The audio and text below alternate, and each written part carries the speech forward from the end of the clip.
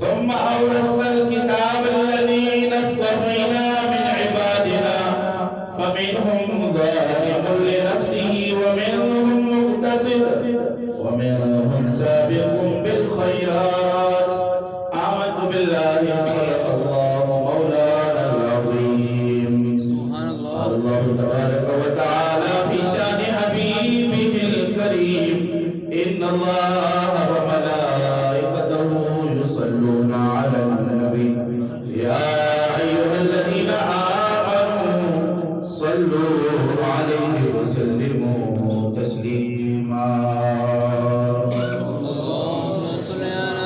اللهم صل على سيدنا مولانا محمد قادر الجود والكرم وآله وبارك وسلم. اللهم صل على سيدنا مولانا محمد طب القلوب ودوائها وعافية الأبدان وشفائها ونور الأبصار وضيائها وبارك وسلم صلاة وسلاما عليك يا سيدي يا رسول الله وعلى آلك وأصحابك يا سيدي يا حبيب الله. بعد الحمد والصلاة معزز و محترم محتشم حاضرین اور سامعین کرام، بالخصوص الکرام مولانا قاری محمد اسحاق صاحب دعوت برکاتہ العالیہ اور جمیع معززین و حفاظ و ائمہ کرام، السلام علیکم ورحمۃ اللہ وبرکاتہ. وعلیکم السلام ورحمۃ اللہ وبرکاتہ. آج میں اور آپ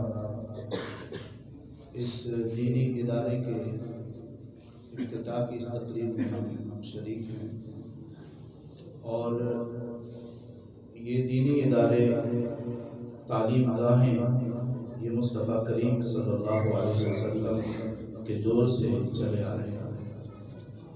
اس کی ابتدا صفہ کی بنیاد سے ہوئی ہے اور تا قیامت انشاءاللہ العزیز یہ ادارے قائم رہیں گے، اور مصطفیٰ کریم صلی اللہ علیہ وسلم اور اللہ تبارک و تعالیٰ کے فرامین احکامات سکھائے جائیں گے.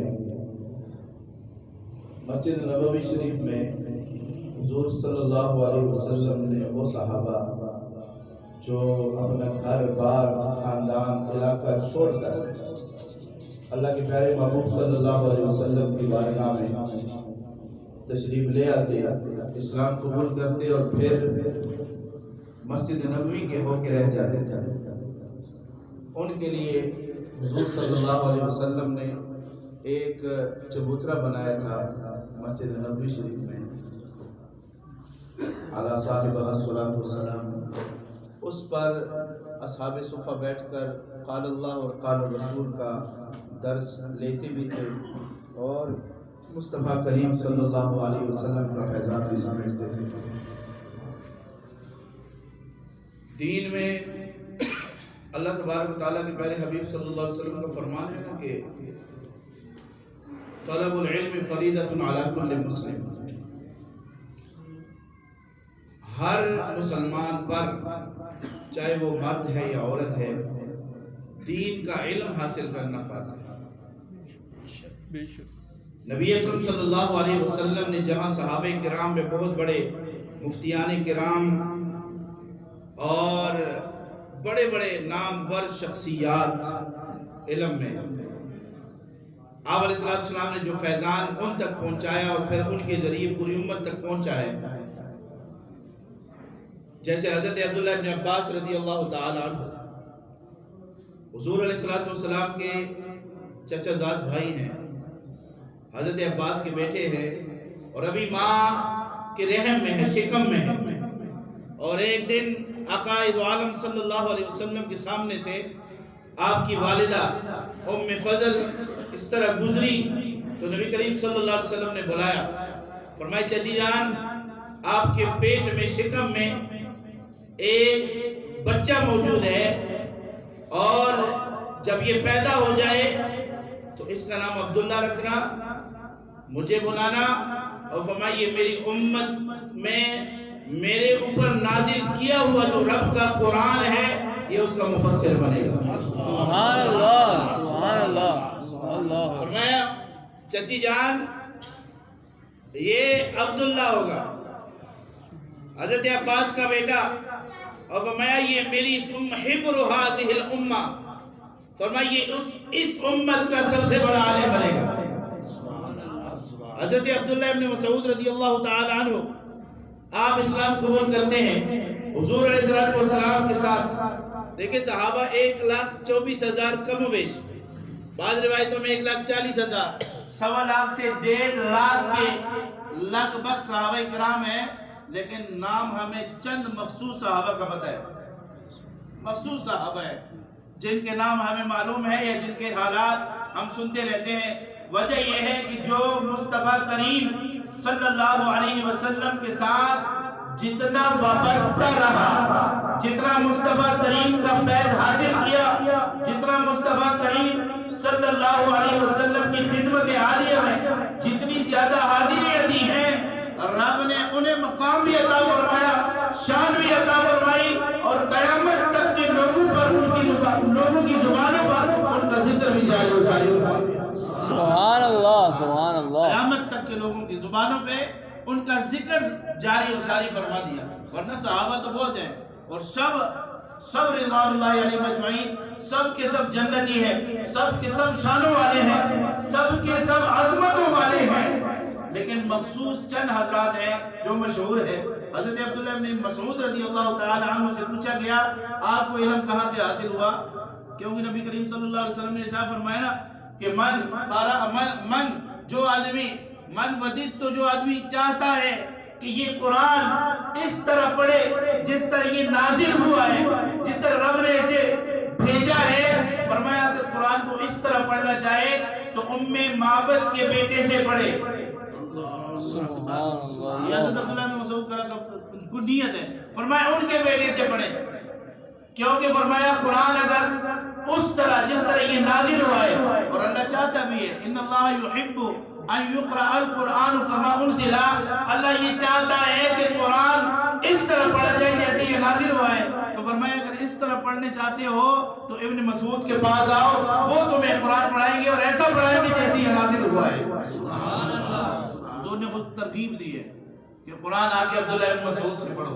حضرت علی المرتضیٰ جن کو حضور نے فرمایا انا مدینۃ العلم وعلی بابها، فرمایا میں علم کا شہر ہوں، علی اس کا دروازہ ہے۔ حضرت علی سے پوچھا کہ علی اتنا علم کہاں سے پایا ہے؟ حضرت علی سے پوچھا گیا کیوں؟ بخاری شریف کی حدیث ہے، میرے پیارے آقا صلی اللہ علیہ وسلم نے ارشاد فرمایا انما انا القاسم واللہ یعطی، لوگوں یہ جو علم ہے اور کائنات کی جتنی نعمتیں ہیں یہ تقسیم میں کرتا ہوں، عطا رب کرتا ہے۔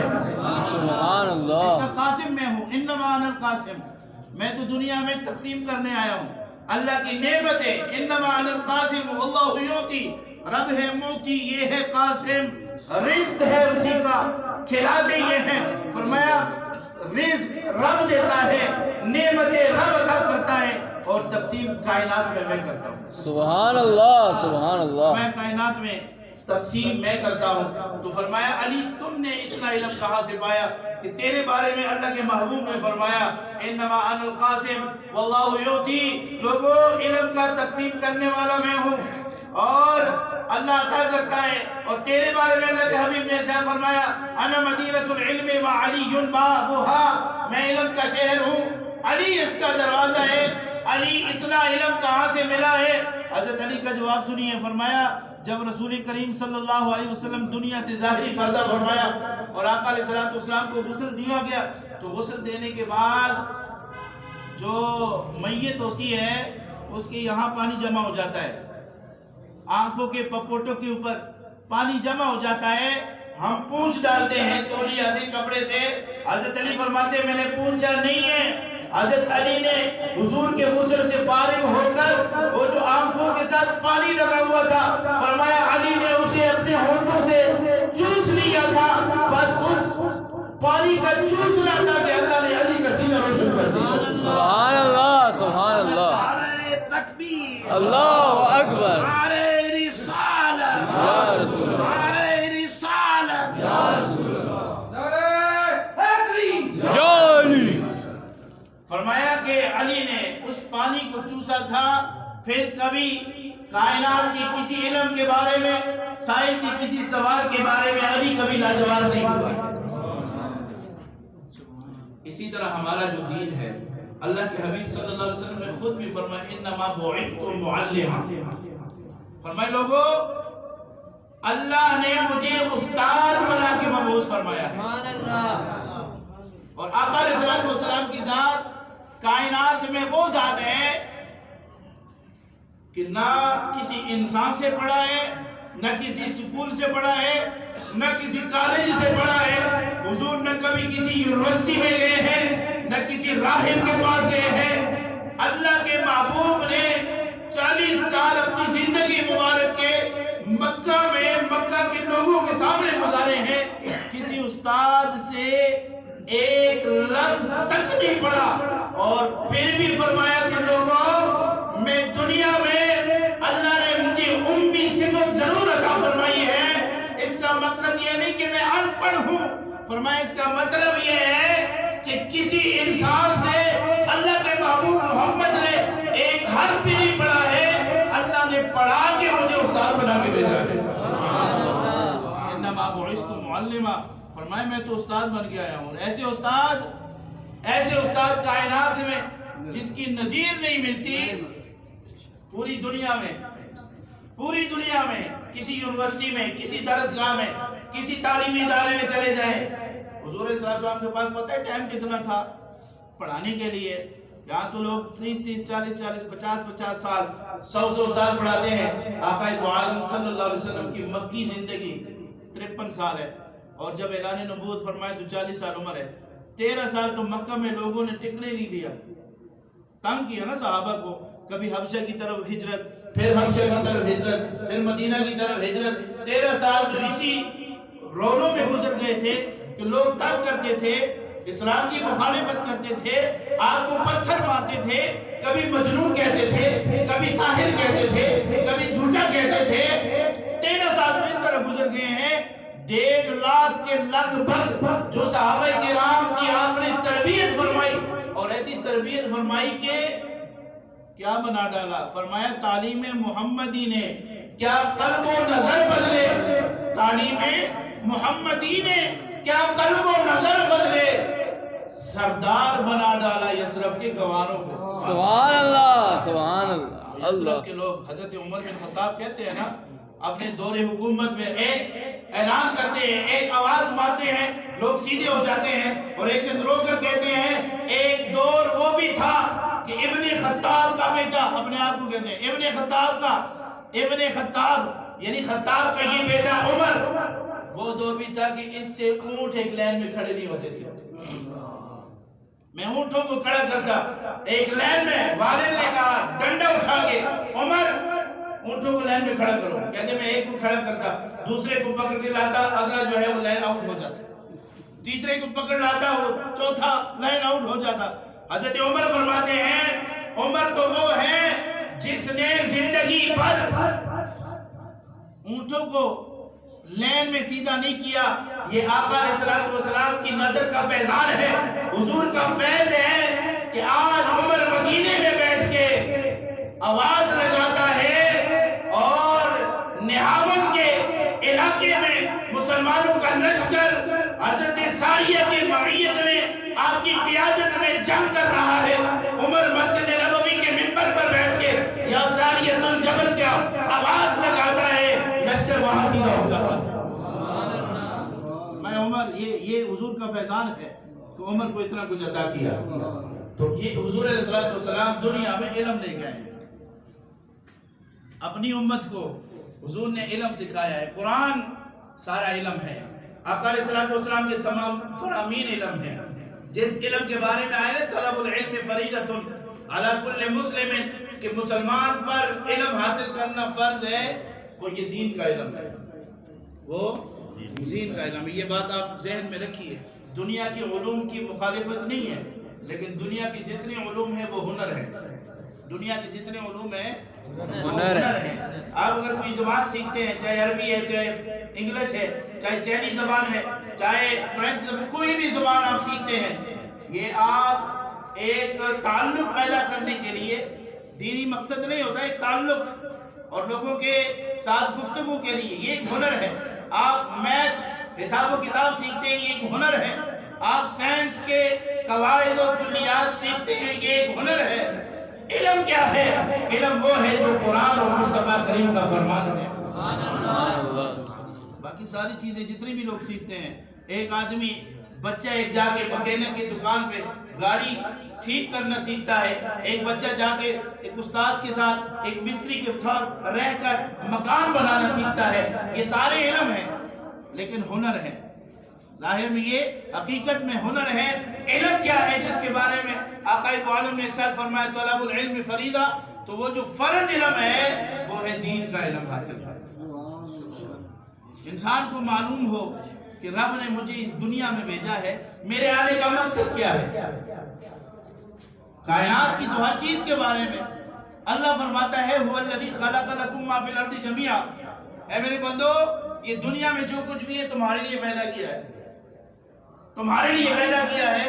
اللہ قرآن اٹھا کے دیکھیں، اللہ جنت کا ذکر فرماتا ہے، اللہ تبارک تعالیٰ انعامات کا ذکر فرماتا ہے، اللہ نعمتوں کا ذکر کرتا ہے، اللہ اپنے فضل کا ذکر فرماتا ہے، اللہ طرح طرح کے خوراکوں کا، طرح طرح کے کھانوں کا، مشروبات کا ذکر فرماتا ہے. جنت میں بھی، دنیا میں بھی اللہ فرماتی ہے کس لیے؟ فرمایا اے انسان تیرے لیے ہے، یہ سب کچھ تیرے. اَأَنْتُمْ أَشَدُّ خَلْقًا أَمِ السَّمَاءُ بَنَاهَا، اللہ فرماتے ہیں کیا تمہیں بنانا مشکل ہے یا آسمان کو بنانا مشکل ہے؟ فرمایا تمہیں بنانا کیا مشکل ہے؟ رب نے تو آسمان بھی بنایا ہے، تم دیکھتے نہیں ہو؟ رفع سمکها فسواها، بغیر ستونوں کے آسمان کھڑا کیا اس نے. وَأَغْطَشَ لَيْلَهَا وَأَخْرَجَ ضُحَاهَا، اس میں ایک سیاہ رات بھی اللہ نے ڈالی ہے اور اسی طرح پھر اس سے دن نکالتا ہے روشن. اخرج منها ماءها ومرعاها، اللہ فرماتے ہیں اسی زمین سے اللہ تمہارے لیے پانی بھی نکالتا ہے، تمہارے لیے کھانا پینا، تمہارے جانوروں کے لیے کھانا پینا اللہ نے اسی زمین سے اس کا بندوبست کیا ہے. والجبال ارساها، اس کے اوپر پہاڑ رکھے ہیں، جیسے تم کاٹ کاٹ کر کھود کھود کر اپنے اپنے فائدے حاصل کرتے ہو. فرمایا اس کا مقصد کیا ہے؟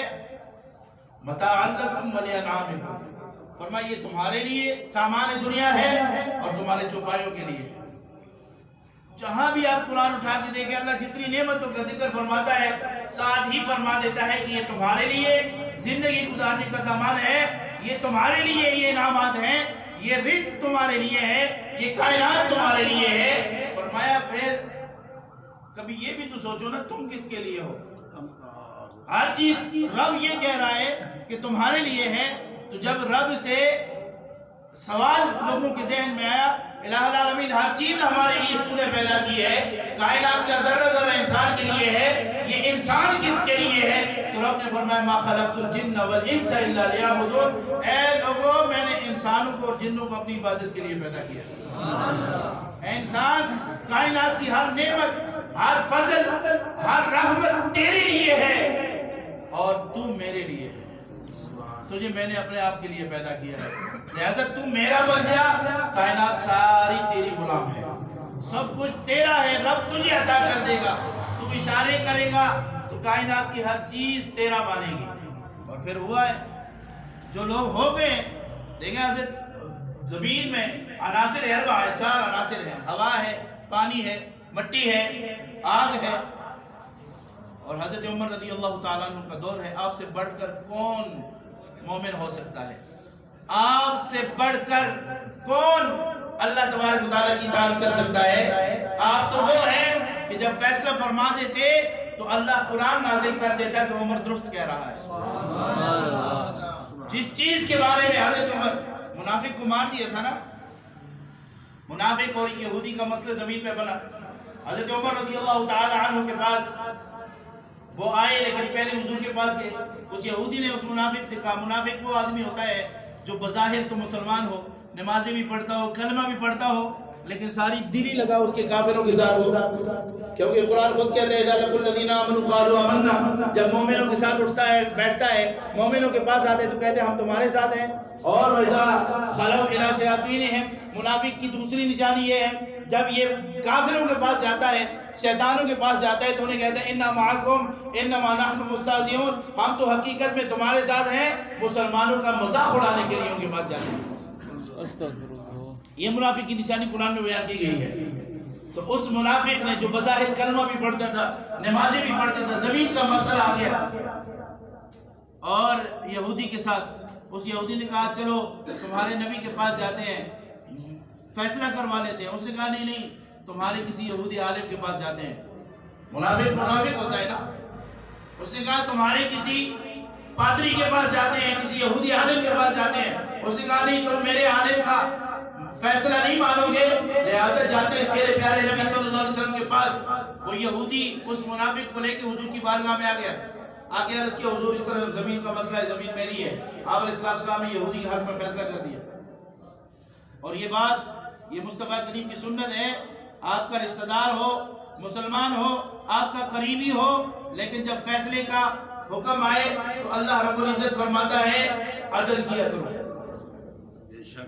وَلَوْ عَلَىٰ أَنفُسِكُمْ أَوِ الْوَالِدَيْنِ، فرمایا اگر تم پر بھی بات آتی ہے یا تمہارے والدین پر بھی بات آتی ہے تو فرمایا بات وہ کرو جو اللہ کی طرف سے تمہیں حکم ہے، چاہے تم ہارتے ہو ہار جاؤ، تمہیں نقصان ہوتا ہے نقصان ہونے دو،